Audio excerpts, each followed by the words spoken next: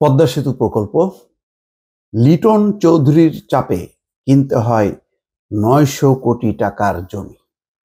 পদ্মা সেতুতে নাকি কোনো দুর্নীতি হয়নি, একেবারে ফকফকা সব মিথ্যা বানোয়াট অভিযোগ এখন একটু একটু করে বেরোচ্ছে। কারা জড়িত? ওই শেখ পরিবারের লোকজন। লিটন চৌধুরী শেখ হাসিনার ফুফাতো ভাই। শেখ হাসিনার পরিবারের গোষ্ঠীর মধ্যে শেখ নাম থাকুক আর নামের শেষে চৌধুরী নাম থাকুক, যাই থাক না কেন, লুটপাট করে নেই একজনও নেই। ওই সোহেল তাজ তো বলছেই যে মন্ত্রীগুলো ছিল জাস্ট হলো পুতুল, ওই মন্ত্রণালয়গুলো নিয়ন্ত্রণ করতে হচ্ছে শেখ পরিবারের লোকজন ৯০%। যেমন শেখ সেলিম যত থানা পুলিশের তদবির করতে গিয়েছিল এবং সেখানে সোহেল তাজ ঠেকাতে না পারে সে পদত্যাগ করে। সবই জানে শেখ হাসিনা। নিজেরাও লুটপাট করেছে, অন্যদেরকেও লুটপাটের সুযোগ দিয়ে একটা মাফিয়া পরিবার, মাফিয়া স্টেটে রূপান্তর করেছিল বাংলাদেশকে। যা খবরটা হলো এই, চরের জমির ভুয়া মালিক সাজিয়ে ক্ষতিপূরণের টাকা আত্মসাতের অভিযোগ। প্রকৃত মালিকদের কাছ থেকে নেওয়া হয়েছে খরচের নামে টাকা। নদী শাসনের জন্য তোলা বালু ফেলতে পদ্মা সেতু প্রকল্পে কেনা হয়েছিল ৯০০ কোটি টাকার জমি।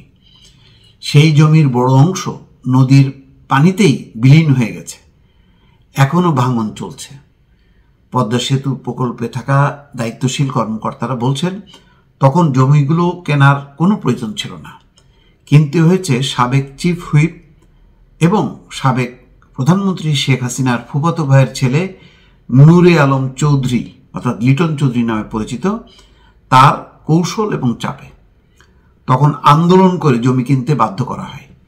স্থানীয় বাসিন্দাদের দাবি ওই জমির একাংশের ভুয়া মালিক সাজিয়ে ক্ষতিপূরণের টাকা আত্মসাৎ করা হয়, কারণ চরের জমির কোনো মালিক আসলে ছিলেন না, ছিল খাস জমি।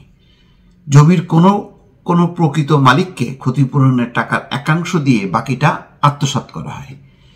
পদ্মা সেতু প্রকল্পে তৎকালীন পরিচালক মোহাম্মদ শফিকুল ইসলাম বলেন, নদী শাসনের জন্য ৬-৭ কোটি ঘনমিটার বালু তোলা হয়।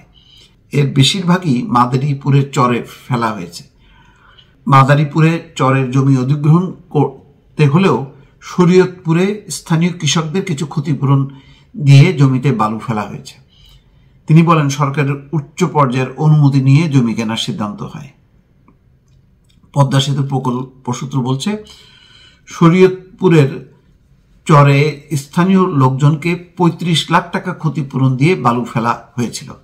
মাদারীপুরেও একই প্রক্রিয়ায় বালু ফেলা শুরু হয়, কিন্তু লিটন চৌধুরীর অনুসারী স্থানীয় কয়েকটি ইউনিয়ন পরিষদের চেয়ারম্যান কৃষকদের খেপিয়ে তোলেন। তারা জমি অধিগ্রহণ করে বালু ফেলার জন্য চাপ দেন। উল্লেখ্য, সরকারিভাবে জমি অধিগ্রহণের ক্ষেত্রে দামের ৩ গুণ ক্ষতিপূরণ আইন পাশ হয় ২০১৭ সালে। স্থানীয় লোকজনের বাধায় নদী শাসনের কাজ বন্ধ হয়ে গেলে তৎকালীন সড়ক পরিবহন ও সেতুমন্ত্রী ওবায়দুল কাদেরকে জানানো হয়। তিনি তখনকার প্রধানমন্ত্রী শেখ হাসিনার মতামত নেন। লিটন চৌধুরী স্থানীয় লোকজনের বিক্ষোভের পেছনে রয়েছেন, সেটিও তুলে ধরা হয়। সেতু বিভাগ সূত্র বলছে, বিষয়টি শুনে শেখ হাসিনা জমি কিনে ফেলার নির্দেশনা দেন। তার তো অসুবিধা নেই, রাষ্ট্রের যাবে, তার তো ব্যক্তিগত টাকা যাচ্ছে না। শেষ পর্যন্ত বাড়তি জমি কেনা বাবদ ১,৪০০ কোটি টাকা যুক্ত করে বিশেষভাবে প্রকল্প প্রস্তাব সংশোধন করা হয়। ২০১৬ সালের পর থেকে কয়েক বছরে ৯৬৪ হেক্টর চরের জমি কেনা হয়, যেটা খাস জমি।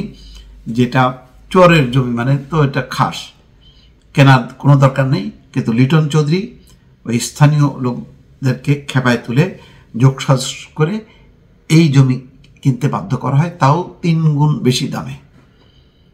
এতই একেবারেই কোনো দুর্নীতিমুক্ত এক শেখ পরিবার।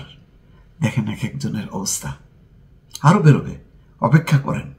ভয়ঙ্কর ভয়ঙ্কর সব তথ্য সামনে চলে আসবে দুর্নীতির, কি পরিমাণ লুটপাট আর দুর্নীতির শাসন শেখ হাসিনা কায়েম করেছিল, সেই চিত্রগুলো আপনারা পাবেন যথাসময়। দর্শক ভালো থাকবেন, আল্লাহ হাফেজ।